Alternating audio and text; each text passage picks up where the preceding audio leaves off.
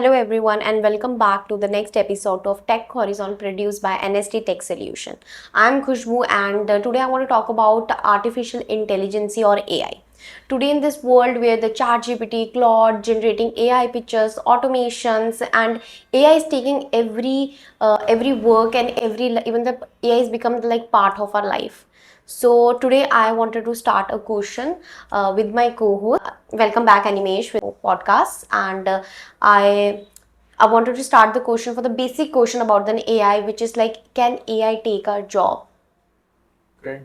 So first of all, thanks Khushboo for providing me such excited opportunity to express myself with such question or you have been asking on this part. So on this terms, I will be saying on a simple terms, no, AI will not gonna replace our job.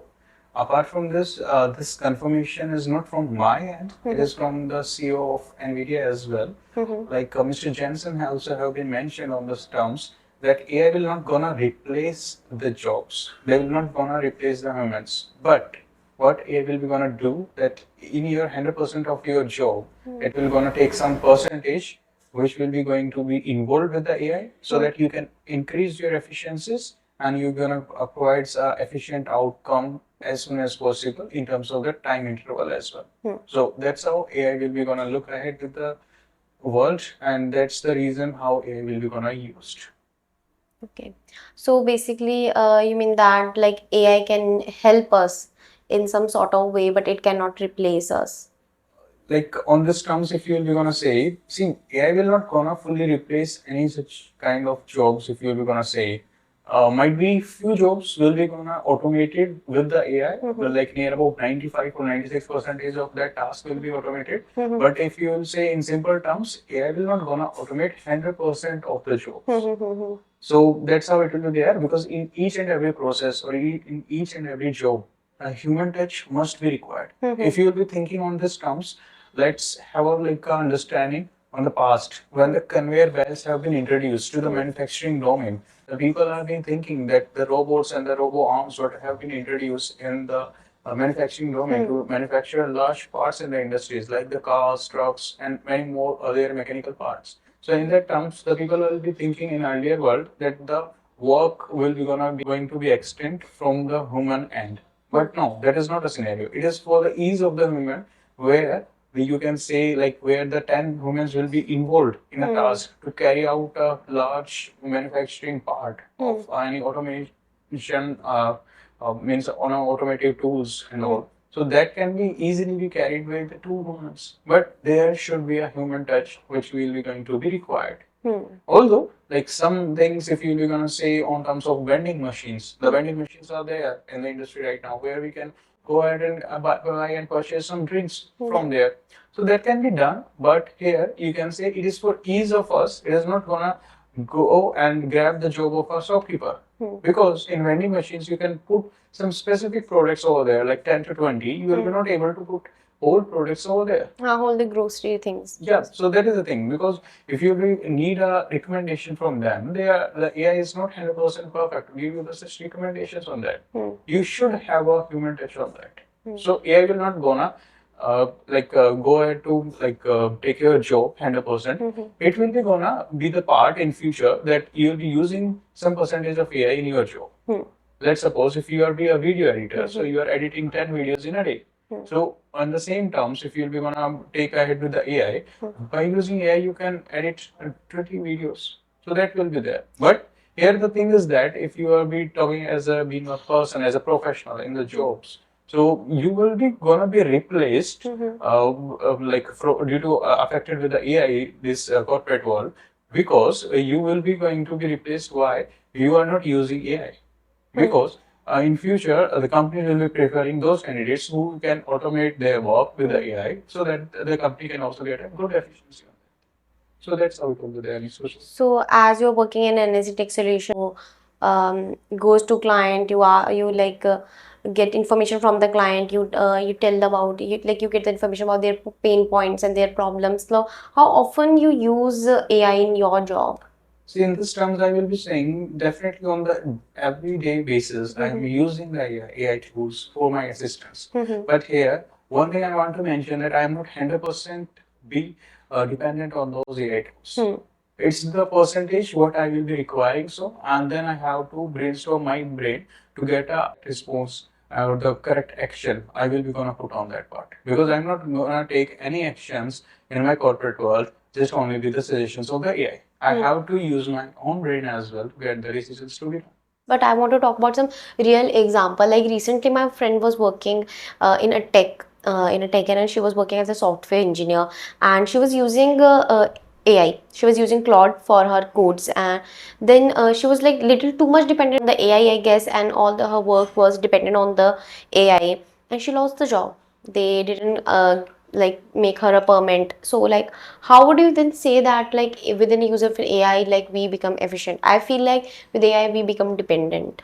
See, on the terms, I want to say you. That's why I mentioned in the previous podcast as well. Might be you guys have been seeing the Claude Mythos Yes. podcast. So there I mentioned you like you don't have to be fully dependent on the AI. So here is the thing, like as you were mentioning that your friend was there, she lost her job due to such scenario in terms of the AI and its implementations. That is because, like, see, the companies will not gonna only just pay you for the work of what AI only can do. Companies will be gonna pay you as terms as a coding as well. The company will gonna pay you that if you will be able to solve real world problems. Because if before the AI as well, there are a lot of organizations and the free resources on GitHub, and apart from this, a lot of resources on the website as well. Specifically, I don't want to name the websites here, although everybody knows who are be doing the codings, they knows very well from where they have to get the reference for the DSAs, for the data structure algorithms, and then they have to form their own use case to be fulfilled with those pre-knowledge of the coding from those resources. So that the people used to do it. But here, if let's suppose if you are be fully dependent on the AI, so the company can also might fire you because every details you can't able to put on the AI. As I mentioned in the last previous podcast as well, might be the guys have been seen on the mythos. There also I mentioned that everything we don't have to disclose to the AI because there it is like a vulnerability what you'll be gonna receive it in terms of the cyber attacks on your software solutions what you have been generating, because AI also have a like a whole knowledge that what's your software, how it has been working, and how it will be implemented. And they only written the codes, so they know where to break down those codes. So this is the reason we don't have to be 100% dependent on the AI. We have been going to be use AI for our assistance. Don't make AI to be dominating on this stage. True. So as you're saying, like everyone should use AI for the like specific limitation. Yeah, you should not be like so much independent on there. As we talk about like recently, if we don't talk about like jobs, if we talk about like daily lives, like as like persons are so much into AI now, like even though they are making decision about their life, about anything, everybody is like make the chat GPT their therapist. So what do you have to say for them? I feel so that might be their approach, but on my point of opinion, that is being wrong at some extent. Because let's suppose, although AIs are not having that much experience in terms of suggesting the medicines to you, because here the thing is that AI don't know you. If you knows very well that you heard the fancy word, the fancy term prompt engineering. So in prompt engineering, what the person is doing, they're just putting out some specific prompts to get the efficient response from the AI. So here, let's suppose in the real world scenario where AI is not existing, there also the people are not able to express their disease to a physiotherapist or might be to a doctor for the consultancy part. True. If you will be looking at it on this part. So they are not able to express in the real world, and you are expecting that that human have been expressed themselves so well to AI to get a solution for their disease, where AI is also not able to be able to frame your face expressions, not able to have other like emotional attachments with you. So there AI is not able to provide you the exact solution. Whereas the doctor can measure your temperature, they can measure your blood pressure, that was your blood pressure, and other symptoms as well. Because you are physically be available in front of the doctor or physically be available in front of the therapist. That's my opinion. So Animesh, like before ending this podcast on wrapping up, I have only one last question for you. That is, will AI gonna take your job? See, often in terms if I will be talking about me, so I will be gonna respond that it might be if I will not gonna adapt the AI for the future. So then the AI will definitely gonna take my job. If I will be using AI wisely to increase my efficiency, my work, then AI will not gonna take my job, and for any individual as well. I think so. That's a great statement, I have to say. So today discussion is should not look AI as a threat or something like it will gonna take your job or something.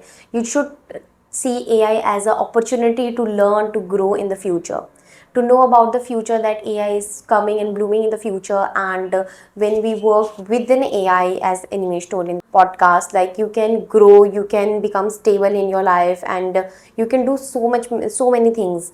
And thank you, Animesh, for this great discussion. Thanks a lot, Khushboo, for your valuable time and giving me such exciting opportunity to interact with you guys. We'll meet soon. Thank you. And thank you everyone for watching this podcast produced by NST Tech Solution. Don't forget to share, like, and comment. And for the more innovative technology and cybersecurity network information, turn out to the podcast. Thank you. And kindly subscribe our channel as well. It will gonna support us. Thanks. Thank you.